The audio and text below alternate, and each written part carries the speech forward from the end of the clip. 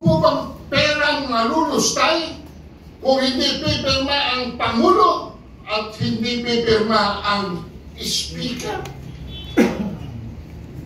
Kung walang pera, walang korupsyon, walang plunder, walang pandarambong, walang nanakaw.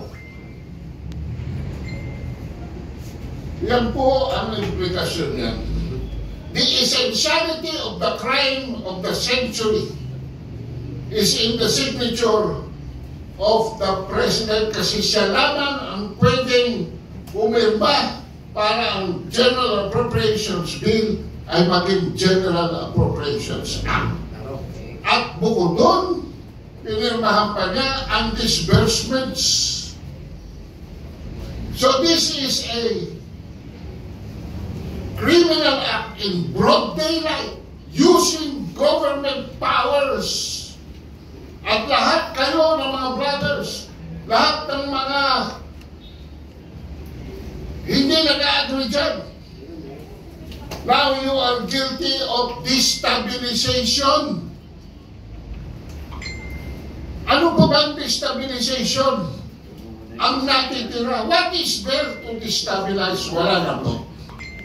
Because, number one, zero accomplishment itong administration nito. At number two, maximum corruption. Wala na po tayong pwedeng i-destabilize. Maraming salamat po. Maraming salamat sa pahayag na ginawa ni Ka-Adok Paglinawan at sa kanyang maikli ngunit malaman na pahayag as a response ng taong bayan. Pakinggan natin ang grupo ng Marcos Alistian, mamamayan sama-sama para palayasin si Marcos sa kapangyarihan. Former Yusek Ben Rankin. Lahat na mga akusasyon dito sa atin na tayo daw mga kritiko ay namumulitikan lang. At saka, destabilizers lang tayo. Yan, hindi totoo. Sundan natin ang sinabi ni Bibi Sara kahapon. Wala na tayo sa politika, Bongbong Marcos. Presidente ka. You have to answer. Lahat, sagutin mo yung mga hiningi ng taong bayan na transparency at accountability mo bilang Presidente at Chief Executive Officer ng bansa. Meron kang governmental at corporate power, pero anong ginawa mo? Nagkamali ka. Sabi ng mga kasama ko, ninakaw mo yung pera ng taong bayan. Yan ay kasalanan mo. Dapat mo yan sagutin. Yung corporate power mo, yung mga GOCC, kinuha mo ang pera, saan mo nilagay? Nilagay mo sa malikapan, saan? Nilagay mo sa ang pera ng pilit. Yung pera namin, GSIS, saan mo nilagay? Ha? Nilagay mo sa finance, binilagay sa DPM, at pinunta mo sa mga unprogrammed fund at ninakaw nyo. Yun ang mga kasalanan mo. So tama na, sobra na, managot ka sa taong bayan. Kaya na, dahil ginagamit mo lahat ng mga government instrumentalities, weaponize it against us and to defend yourself. Hindi yan magsilbi dahil we have a dose of medicine. Rally, people power, alisin na namin. Tama na, sobra na, Bongbong Bangag Marcos. Ayun. Ngayon po ay i-open na natin sa open forum ang mga pagtitipon na ito. At maraming salamat. At ngayon ay handa na po tayong tumanggap. At i-emphasize na namin dito ang ating panawagan ay mapayapang pagkilos, nasa bounds of the law. At ang ating panawagan na Marcos resign ay isang malayang pamamahayag, ay hindi panawagan po ng kodita, hindi panawagan ng rebellion, o hindi panawagan ng karahasan at kaguluhan. Ito ay mapayapang pagkilos within the bounds of the enshrined rights of the people sa Bill of Rights. Ngayon, kung gusto magtanong at magpahayag kayo ng inyong katanungan, may naliwanag lang si Congressman Jim Paras. I just want to correct yung kay Ben, hindi po kami magpaalis kay Marcos. Sinasabi niya, alisin. Kusang loob si Marcos na bumaba. Wala po kaming aksyon na alisin siya.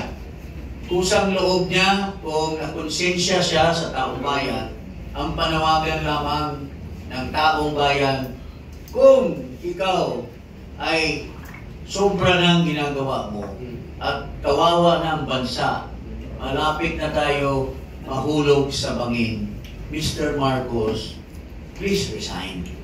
Pero wala po tayong aksyon tungkol sa we go out of our way and overturn the government. Hindi po yun ang panawagan ng mga taong bayan. Kusang loob mo.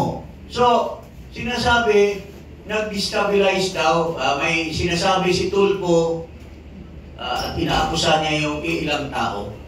Pero, ang ginagawa nila is to destabilize the government. Yes. Hindi po totoo yan na may mga nag-destabilize. Because it is really Marcos who destabilized the government. Correct. Dahil sa mga mali na mga ginawa niya, so much trouble, walang return to investment, so much, natutulog sa pansitan, na-discover lang pala niya na yung pera na nilustay nila, binigay nila sa DPWH, na-discover niya pala na wala palang 5,500 flood control. Inanod daw, binangga daw ng barko ang mga flood control. So, yun po mga kababayan. So, anyway, balik namin kay Eric. Thank you so much for that clarification. Napatayo kasi kay Eric talaga. I will just request 3 minutes then okay for me. First minute po, mga kababayan. Una, malinaw po ang ating ipinapahayag. Mapayapang pagkilos, sama-samang pagkilos within the bounds of the constitutional rights of the people. Hindi po tayo nananawagan ng panumang karahasan. Kasi yan pong inaantay na makinig. Pinapakinggan tayo ng Malacanang at ng mga tauhan nila, DILG, PNP, CIDG, DOJ. Minumonitor nila ito, ang ating mga pagpapahayag. So we understand why, as a lawyer, Congressman Jing Paras needs to clarify kung ano ang bounds ng ating pagkilos. Number 2, mga kababayan. Baka makalimutan po ninyo, inamin ng DBM, inamin ng DPWH inside Congress, recorded during the budget deliberation, na si Marcos ay pumirma ng pagpapatupad ng 4,000 mahigit na flood control projects sa loob ng 2024, 2025, and even part of 2023. Ulitin ko, 4,000 flood control projects. Siya ang pumirma at ipinatupad ito batay sa unprogrammed appropriations. And under the Executive Order number 92, all projects chargeable to unprogrammed appropriations, only the President can approve and make the release. Tapos papaniwalain niya tayo, inosente ang tulokoy, tarantado. Ikaw ang pumirma, nagpa-release, nag-implement ng 4,000 flood control projects. Check the record on the deliberation. At ang nagtatanong sa kanya, kalaban pa namin nung ako po. Kasama ko dati, kalaban ko na. Si Representative Antonio Tinio ng Alliance of Communist Teachers. Nasa record ng Congress. So malinaw na si Marcos ay isang kulukoy. Wala sa wastong katinuan at hindi maayos ang kanyang mga ginagawa, panloloko at mga scam sa taong bayan. Last point. Kahapon lang nagsalita si John B. Grimulya, DILG Secretary. Ang tono niya ay hindi ang pagrespeto at paggalang sa karapatan ng mamamayan sa malayang pagtitipon, mapayapang pagpapahayag, kundi pananakot. Sabi niya, aarestuhin namin ang sino mang papasok sa Mendiola area sapagkat ito ay declared na no man's land. Wow, that's a military term. Ang no man's land ay ginagamit niya sa digmaan.